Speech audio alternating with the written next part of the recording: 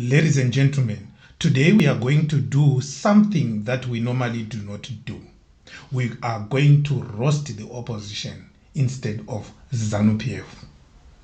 Yes, you heard that right. The opposition is going to be roasted on Zimwaves TV today until they become as black as burnt toast or chitsiga chasara murutra.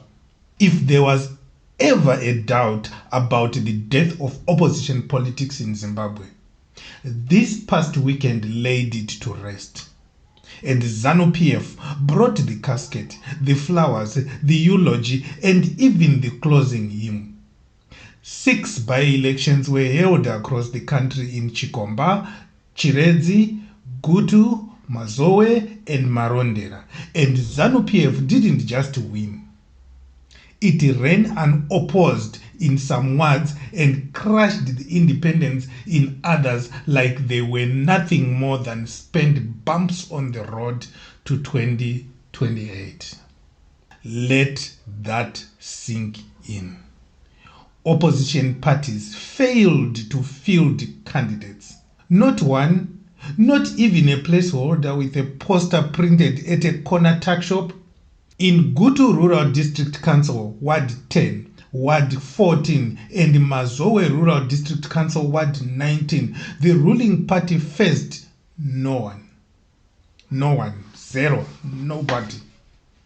It was a one-horse race where the other horses didn't even show up at the starting gate.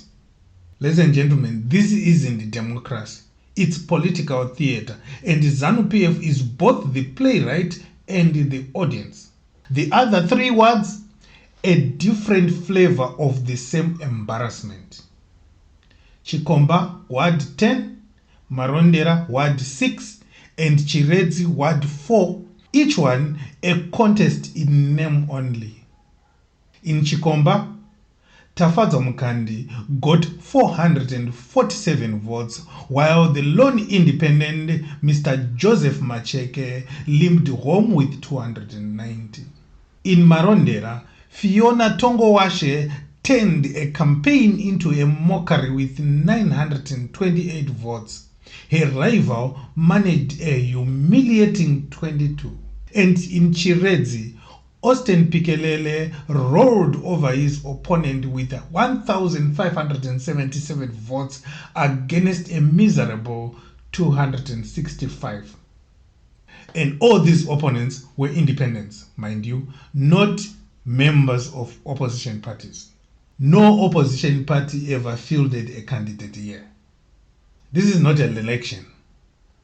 It's a coronation held in full view of stunned electorate. But perhaps more disturbing than the results themselves is the why behind it all. Why did Triple C and other opposition parties not field candidates? Why is the opposition missing in action while ZANU PF grows fatter on its unchallenged grip of power? The answer is the same one that's been whispered in hallways and shouted from rooftops for months. The opposition is fractured, neutered, and retreating behind Twitter handles and player emojis.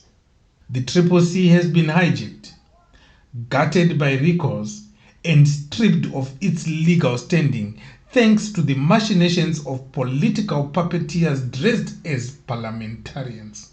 And in the chaos, no one has picked up the mantle. The streets are empty, the rallies are silent, the revolution is paused. But the clock is not.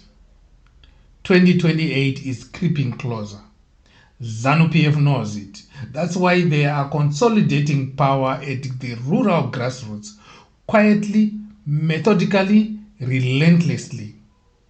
These by-elections aren't just about local councils. They are dry runs, field tests, a muscle flexing exercise before the main event.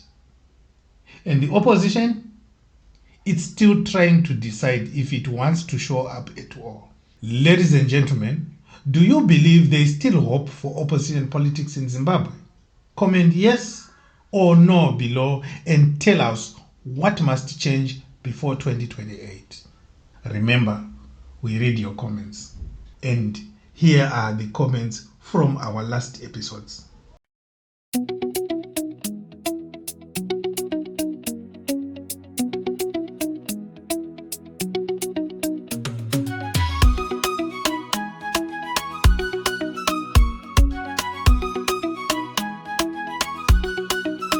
Chitando migozi mavuta naimuswere unomboriani newe masuka ivure duriripi Julai moyo uri motengesi zvigananda nguva yakwana inzwa imazita azvo zvese zvigananda kuva kunata kwire kusvikira munangagwa manje soto zvivarisa kazembe unoita nezvei iwe moyo vanhu vatipasi newe.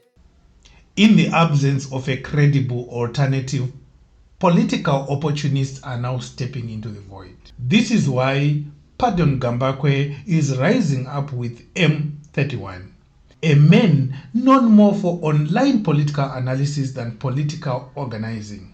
But desperate times call for microphone messiahs, and he has answered the call, introducing the M31 Party. Maybe he just realized that people will follow anyone with a website and a vision statement when the real leaders are on sabbatical. But it's not funny anymore. This is not about satire or commentary. This is about the future of Zimbabwe.